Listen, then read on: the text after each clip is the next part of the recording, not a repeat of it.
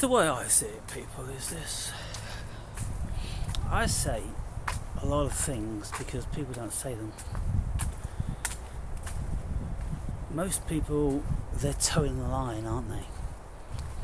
They're towing the line of comfort and acceptance, and they want to be liked and they want to fit in, all that sort of stuff.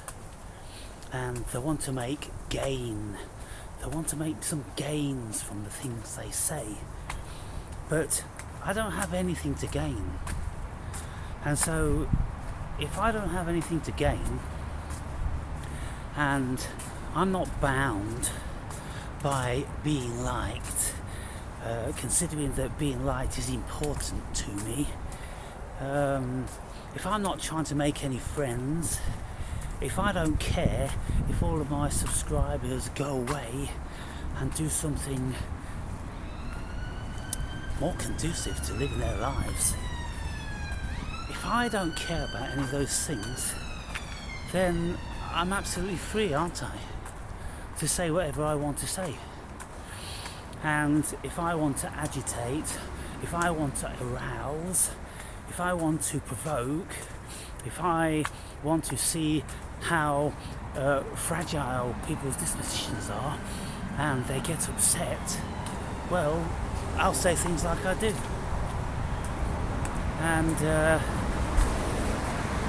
lots of you consider that very refreshing, because it's getting pretty boring out there, isn't it? You can't find anyone really being real. They've all got ulterior motives. They've all got a design.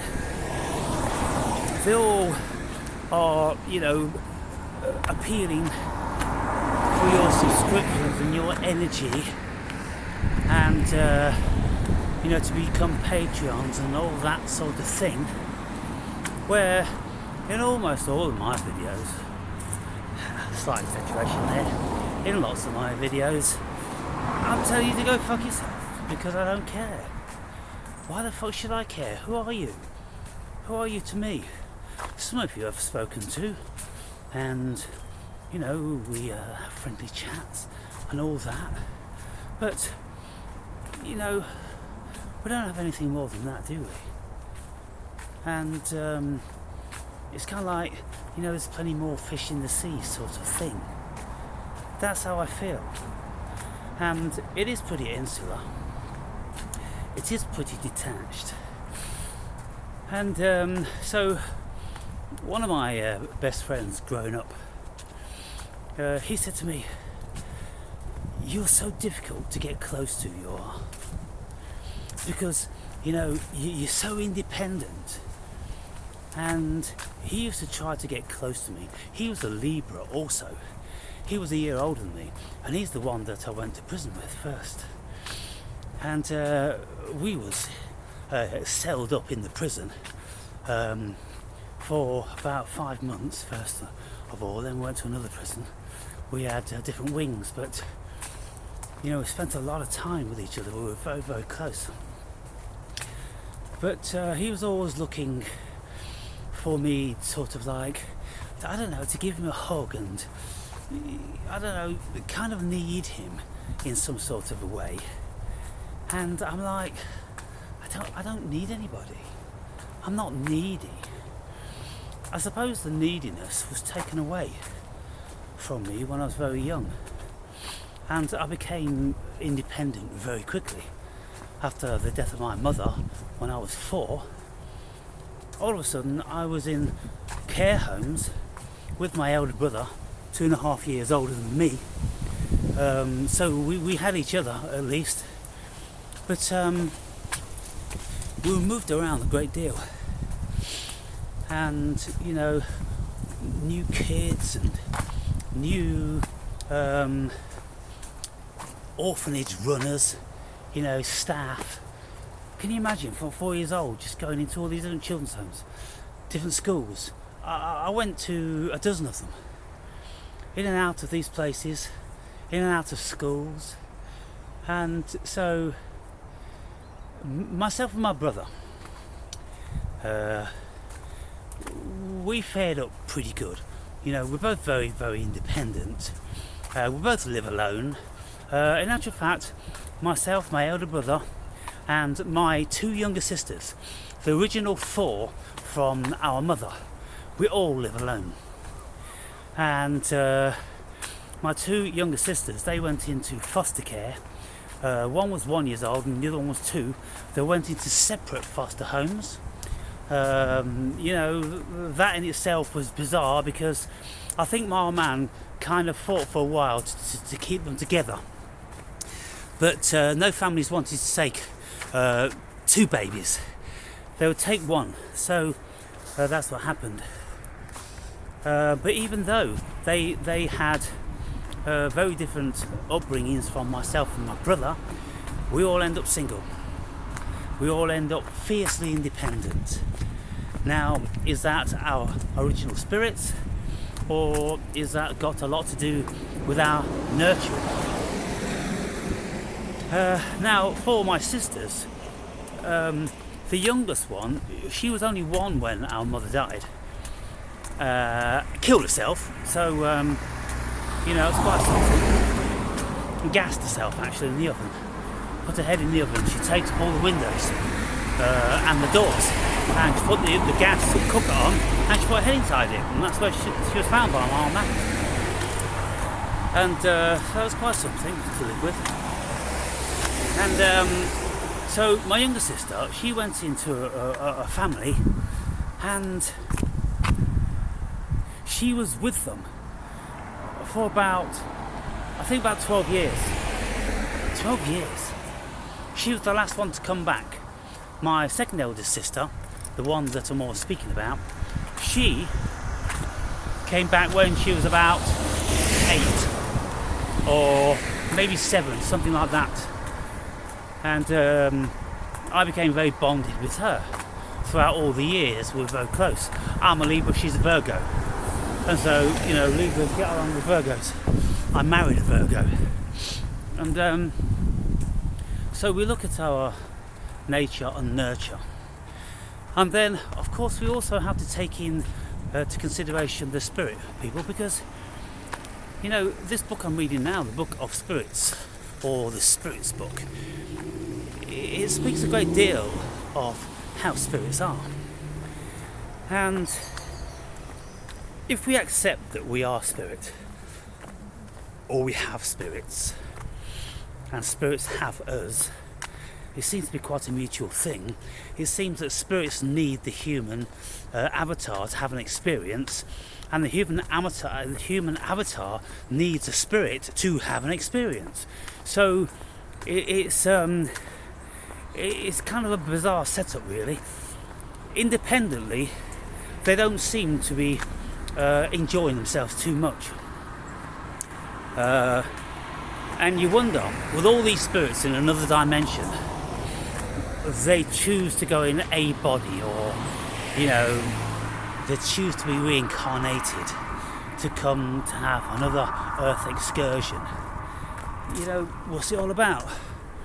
Well, human intelligence, consciousness, invents things probably, that it's about, you know, learning and our spirits evolving and all this different sort of stuff. But is that just a projection? Like gods and devils are projections? I think it very, very possibly is. But you see, these projections, they become very, very real to us, because consciousness is the creator of everything. And when we think things long and hard, we invariably make them manifest. And so this is kind of like egregores, these sort of spirit forms that make manifest sometimes into a physical form. You know, let's say like Jesus, you know, those sort of things. And so, you know, the spirits are something to be reckoned with. And trying to work it all out is very bizarre. Like I speak about in my book, and I speak about in lots of these videos. So we have an agency which operates from the functioning of the body, and we call that the ego. But then we're said to have a soul which encompasses the ego and all of the functioning of the body, and it drives us and guides us in a certain way. And the spirit apparently is the same thing as the soul, only the spirit is a spirit which hasn't been incarnated. As soon as the spirit becomes incarnated with the ego, with the body, it becomes a soul. And so we look around and we go, well, in that case everybody should have a soul. But then it does say in this book that not everybody has a soul. And I'm like, now we're getting somewhere, because lots of us will discern that when we are with people that they don't in actual fact have souls. They act 1000% like automaton, and they don't exhibit any of these main expressions of what is to be a human being,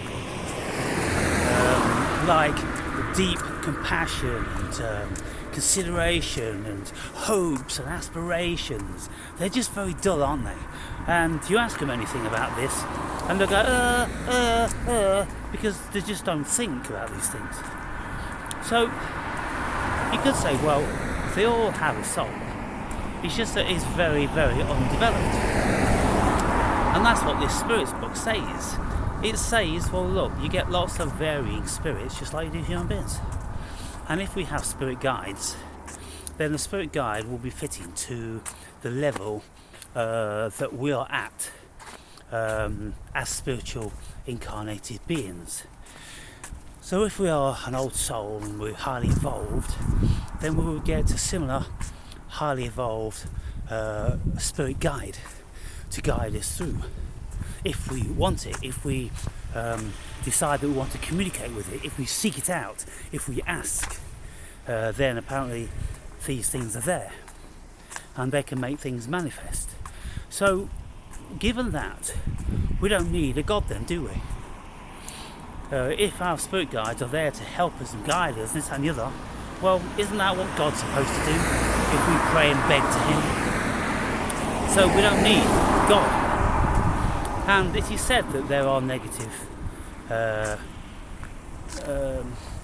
not demonic, they say there's no such thing as demons, but there is very negative spirits, and negative to varying degrees, tricksters and all that sort of thing, just like there are human beings.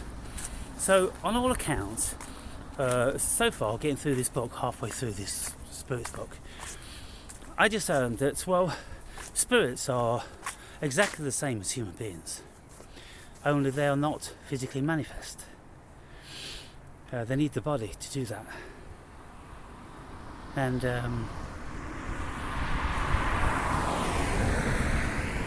so I've become acquainted with mine, and I've discerned that it appears to me that I have many, and the ones that are here now haven't always been here, and there's some that were here that have gone now, and I absolutely can discern the difference between their presence, and I've spoken about them before.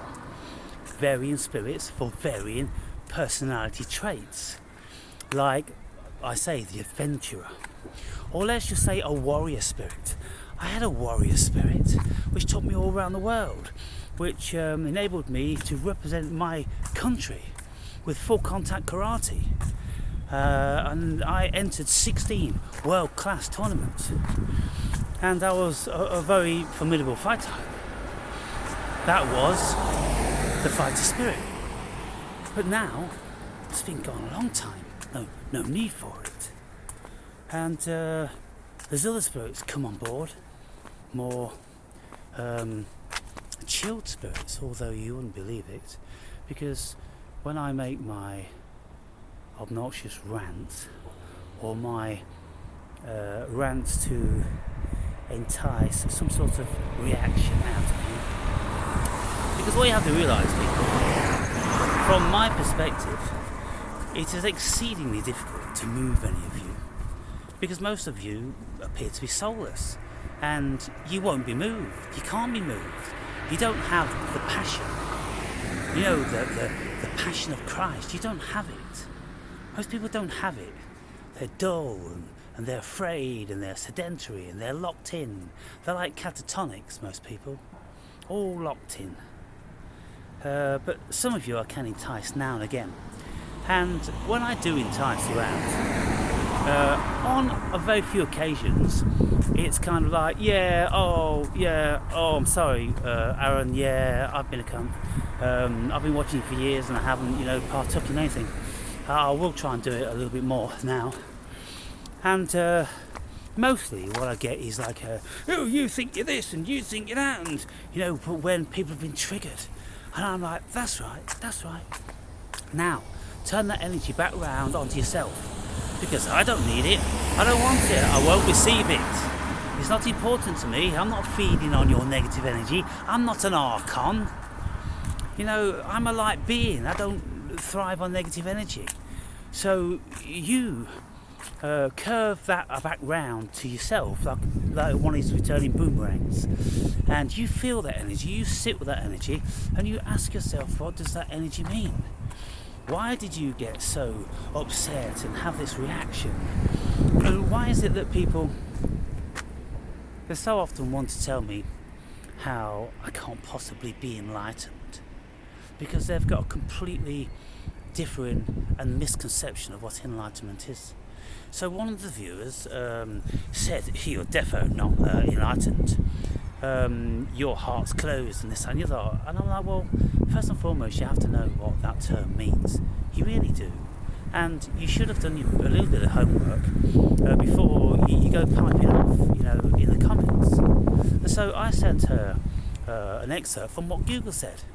And Google says a spiritually enlightened person is a self-realised person, a person that's had an awesome amount of experience and is in relation with their incarnated fucking spirit and this, that and the other. And I'm like, tick, tick, tick, tick, tick, tick. What about any of that don't you see in me? It never said anything about being compassionate and being kind and being loving. That's a complete fallacy, people. So please try to eradicate that from your foolish hearts and minds. If someone is enlightened, it just means that they know what the fuck is going on here and what the fuck is going on. It doesn't mean that you're all gooey and you're all loving and you turn the other cheek and you're all compassionate and sympathetic. No. Because when people are like that, they themselves become very vulnerable to manipulators and to aggressors and all the rest of it. So if you're going to be enlightened, you've got to know what you're dealing with here, and you're dealing with devils in every shape or fucking form, people. So you keep yourself protected and you keep your aura about you, which fends them all off. And we can see people like you're going to be thinking, Muji's enlightened and Sadhguru's enlightened and Eckhart Tolle's enlightened. We just look at them, they're all nice, and Rubishir is enlightened because they're so calm, they're so compassionate and understanding. They're just in for the fucking money. Because they never had a pair of balls between them. They never had a fucking backbone because they're all mollusks. That's the play they fucking play.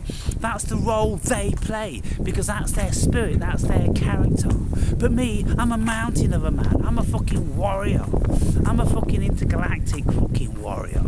And so I can exhibit something which is far more powerful. And I'm not afraid of any repercussions, doesn't matter where they come from heaven or hell. I'm not afraid because I know heaven and hell are all within me and they're just little me's. I'm the fucking cosmos, people. That's why enlightenment is all gooey and kind. Oh, please.